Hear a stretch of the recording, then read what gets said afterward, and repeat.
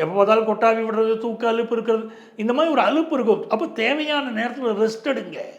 Rest எடுக்க வேண்டிய night தூங்க வேண்டிய நேரத்தில் சரியாக தூங்கிட்டீங்கன்னா போகிறோம். நான் செல்ஃபோனை வச்சு பார்த்துக்கிட்டு இருக்கேன் அப்படின்னு படிக்கிற ஸ்டூடெண்ட்ஸ் சொல்கிறீங்க அப்படின்னா படிப்பில் பாதிப்பு கொடுப்பாரு சனி பகவான். அப்போ நம்ம செயல்களில் ஒரு கரெக்ட் பண்ணிக்கிட்டோம்னா போகிறோம். சனி பகவான் நன்மையை தருவார்.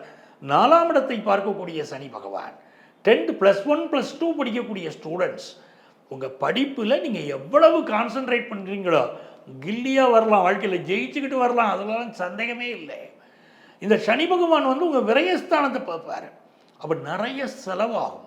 என்னங்க அவ்வளவு செலவாகும்னா நான் என்ன பண்ணுறது அப்படின்னா, உங்களுக்கு இந்த நேரத்தில் யோகம் குரு 2ஆம் இடத்துல இருக்கார். நீங்கள் எவ்வளவு செலவழித்தாலும் வருமானம் வந்துடும்.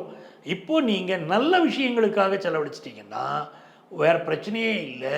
நல்ல விஷயங்களுக்கு செலவழிக்க மாட்டேன், என் பையனுக்கு செலவழிக்கலை, என் பொண்ணுக்கு செலவழிக்கலை, என் குடும்ப நன்மைக்கு செலவழிக்கலைன்னா மெடிக்கல் எக்ஸ்பென்சஸ் கொடுக்குதுங்க. அந்த அமைப்பு வந்துடுது. அதனால நல்ல விஷயத்துக்கு செலவழிச்சிருங்க. எதுக்கு போய் நம்ம மெடிக்கலுக்கு உடம்பு